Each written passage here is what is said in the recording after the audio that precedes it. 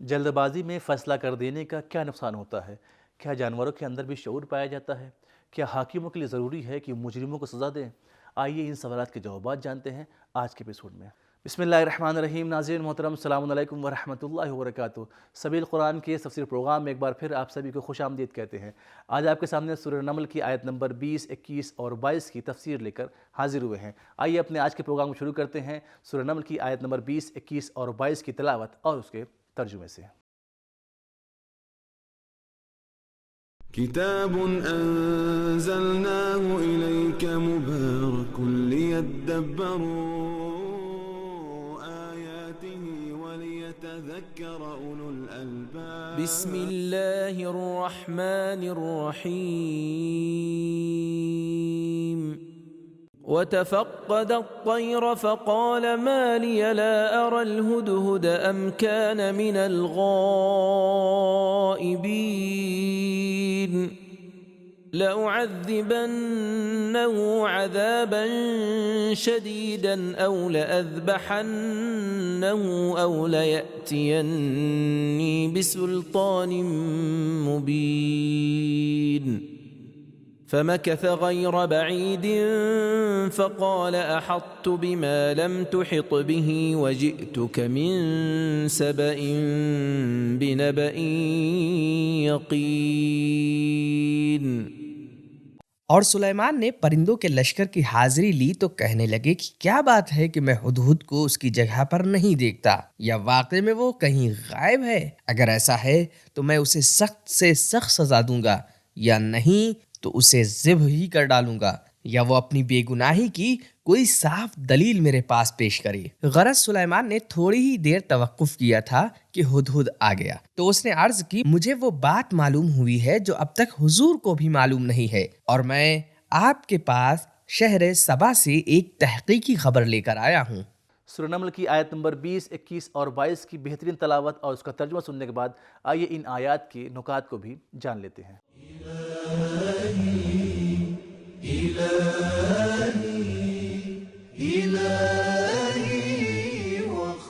بعض کا کہنا ہے یہاں ہدہد سے مراد ایک خاص ہدہد ہے، اور اس کی دلیل لفظ الہدہد میں موجود الف و لام اور اس ہدہد کی انسان شناسی اور مکتب شناسی کو جانا ہے، جس کی تفصیل آنے والی آیتوں میں بیان ہوگی۔ ابو حنیفہ نے امام صادق علیہ السلام سے پوچھا، حضرت سلیمان نے تمام پرندوں کو چھوڑ کر صرف ہدہد کے بارے میں کیوں پوچھا؟ امام نے فرمایا کیونکہ ہدہد زمین کے اندر موجود پانی کو دیکھ لیتا ہے، جس طرح ہم شفاف برتن میں تیل کو دیکھ لیتے ہیں۔ بعض لوگوں نے ہدہد کی سزا کے بارے میں بعض نمونے ذکر کیے ہیں۔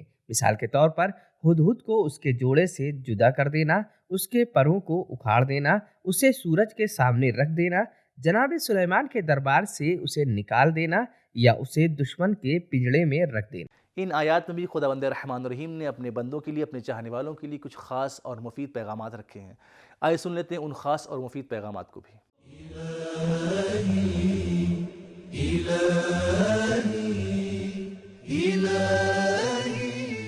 پیغام نمبر 1، اپنے نیچے والوں کا معائنہ، ان کے کاموں کی دیکھ بھال اور ان کے حال و احوال کی جستجو کرنا اسلامی، اخلاقی، سماجی، تربیتی اور انتظامی اصولوں میں سے ہے۔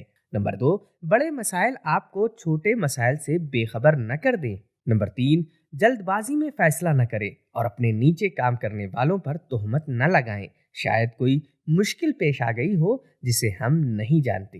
نمبر 4، بصیرت، دقت اور تسلط قیادت اور رہبری کے لیے ضروری ہے۔ نمبر 5، حاکم اور قاضی کے اندر کچھ خاص شرطوں کا ہونا ضروری ہے۔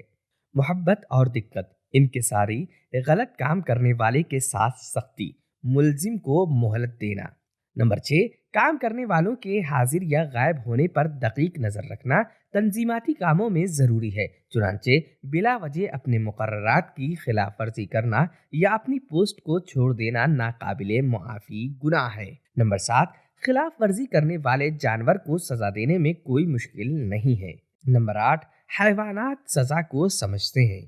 نمبر 9، اگر پرندے کی غیر حاضری پر اتنی دھمکیوں کی ضرورت ہوتی ہے تو ہم انسانوں کی غیر حاضری کے بارے میں کیا ہوگا؟ نمبر 10، انبیاء قانون بناتے بھی ہیں اور اسے اجرا بھی کرتے ہیں۔ نمبر 11، خلاف ورزی کرنے والوں کے لیے مختلف سزائیں قرار دینی چاہیے تاکہ قانون کو جاری کرنے میں کسی ڈیڈ اینڈ پر نہ پہنچے۔ نمبر 12، اپنے فیصلے میں اٹل رہنا اور لوگوں کے عذر کو قبول کرنا دونوں کا ہونا ضروری ہے۔ نمبر 13، مدیریت اور انتظامیہ میں سستی کرنا منع ہے۔ نمبر 14، نظام کی حفاظت اور مجرموں میں خوف پیدا کرنے کے لیے چھوٹے سے جرم کے لیے بڑی سزا دینے میں کوئی مشکل نہیں ہے۔ نمبر 15، ملزم کے لیے خود کا دفاع کرنے کا راستہ بند نہ کیا جائے۔ نمبر 16، حیوانوں کے اندر ایسا شعور پایا جاتا ہے جس کے ذریعے وہ اپنے کاموں کی دلیل اور سبب بیان کر سکتے ہیں۔ نمبر 17، اگر استدلال اور منطق درست ہو تو سلیمان جیسا نبی ایک ہدہد کے سامنے تسلیم ہو جاتا ہے۔ نمبر 18، نظام بنانے میں ہر کام کے لیے حکم اور اجازت کی ضرورت ہے۔ نمبر 19، جس کے اعمال پاک ہوں وہ حساب و کتاب سے نہیں ڈرتا۔ نمبر 20، حیوان وہاں پہنچ سکتا ہے جہاں انسان نہ پہنچا ہو۔ نمبر 21، سفر اور سیاحت جدید خبروں کو حاصل کرنے کی کنجی ہے۔ نمبر 22، بیان کی آزادی نیک لوگوں کی حکومت کی ایک خاصیت ہے۔ نمبر 23، علم اور سمجھ کا عمر، جنس اور شکل سے کوئی تعلق نہیں ہے۔ نمبر 24، انبیاء بھی اللہ کے زیر تربیت ہیں۔